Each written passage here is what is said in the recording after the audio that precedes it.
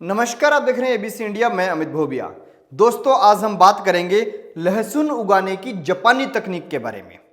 वैसे आपको हमारी जो वीडियोस होती हैं उनके अंदर सबसे पहले बताया जाता है टेम्परेचर कौन सा होना चाहिए, मौसम कौन सा होना चाहिए, वैरायटी कौन सी होनी चाहिए, उगाने के तरीके क्या होने चाहिए, हार्वेस्टिंग कब होनी चाहिए, बीमारियां कौन सी आती हैं, सावधानियां कौन सी बरतनी हैं, और उसी के साथ साथ आपको कई बार किसानों के फ़ोन नंबर भी दिए जाते हैं। हमारी बहुत से वीडियो हैं, उनका ये फॉर्मूला रहता है और कमाई कितनी है, खर्चा कितना है। लेकिन ये वाली जो वीडियो है अब वाली, इसके अंदर हम केवल मात्र बात करेंगे जापानी तकनीक, वो तकनीक जिससे वहां के लहसुन के किसान जो है उनको फायदा हुआ है और इंडिया के अंदर किसानों को भी उस चीज का इस्तेमाल करना चाहिए।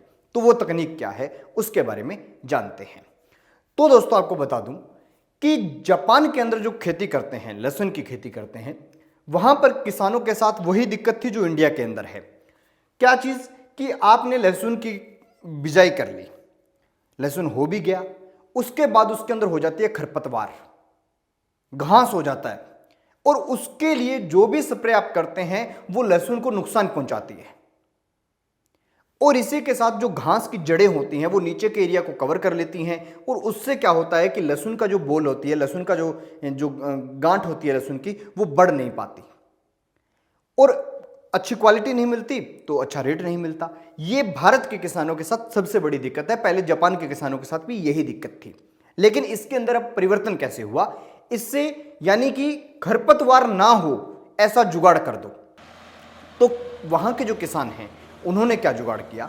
उन्होंने जब भी बिजाई की लहसुन की, तो उन्होंने क्या किया कि पहले तो अच्छे से रोटावेटर से पूरा जोत लिया खेत को, उसके बाद में बेड बना लिए, और हर बेड के बीच में, जैसे एक बेड बना लिया, 3.5 फीट चौड़ा बेड बना लिया, और इस बेड के दोनों साइडों में नाली जितनी जगह छोड़ दी, और वो जो जगह है वो मान लो 1 फुट इधर छोड़ दी, 1.5 फुट इधर छोड़ दी, 1.5 फीट उधर छोड़ दी, और बीच में 3 फीट का बेड हो गया।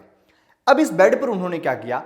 एक नायलॉन का पेपर लिया और उस पेपर के अंदर छेद हैं, वो पेपर इसके ऊपर बिछा दिया, और उस पेपर के ऊपर क्या है, हर छेद से दूसरे छेद की जो दूरी है वो 6 इंच है।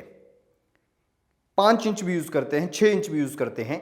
तो मान लीजिए आपने 5 इंच से 6 इंच की दूरी वाले वो बीच में छेद निकाल दिए उसके, और 3.5 फीट लंबा, 3.5 फीट चौड़ा पेपर पूरे खेत में यूं मतलब बेड बना बना के उनके ऊपर बिछा दिया। अब आपको क्या करना है?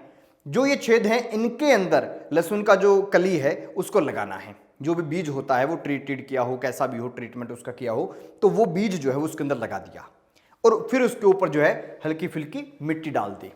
आप मशीन से भी डाल सकते हैं और वो नालियों से बीच से उठा के वैसे भी डाल सकते हैं। तो उससे क्या होगा? अब जो लहसुन उगेगा तो लहसुन का जो पौधा है वो तो वहां से निकल जाएगा उस छेद में से, लेकिन इसके अंदर किसी भी प्रकार का कोई भी घास नहीं होगा।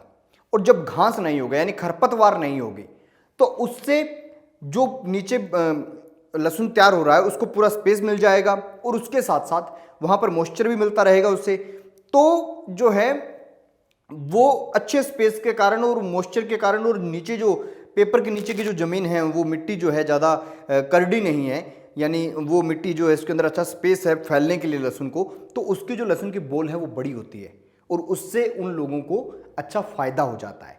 तो लहसुन की खेती के अंदर सबसे बड़ी समस्या खरपतवार थी, और उसको जापानी तकनीक ने खत्म किया कि उन्होंने पेपर बिछाना शुरू कर दिया, और इंडिया के किसान भी इस तकनीक का इस्तेमाल कर सकते हैं। इंडिया के अंदर किसानों ने क्या शुरू किया? जो चावल के खेत की जो पराली होती है वो बिछाकर उसके अंदर मतलब पेपर की जगह वो बिछानी शुरू कर दी। लेकिन आप एक बात मान के चलिए, जो काम प्लास्टिक का, नायलॉन का पेपर कर रहा है ना, वो काम कभी भी आपकी पराली नहीं करेगी। पराली बिछाई हुई है, उसके बीच में से घास निकल जाएगा, पराली एक टाइम बाद गल भी जाएगी, लेकिन जो पेपर है वो गलेगा जरूर, और वो भी एक बहुत टाइम बाद गलेगा, लेकिन अंदर ऐसा नहीं है कि घास का एक तिनका भी उग जाए। और जब घास नहीं होता तो लहसुन बहुत अच्छा होता है। तो कुल मिलाकर बात यह है कि आप इस जापानी तकनीक का इस्तेमाल करके अपने घर के अंदर थोड़ा बहुत खाने के लिए लहसुन उगाते हैं तो वो भी उगा सकते हैं, और बड़ी स्तर पर खेती करना चाहते हैं तो भी कर सकते हैं। इसी के साथ दोस्तों, अगर आप लहसुन की खेती के बारे में विस्तार में एक वीडियो चाहते हैं तो कमेंट सेक्शन में जरूर बताइएगा, और देखते रहिए एबीसी इंडिया।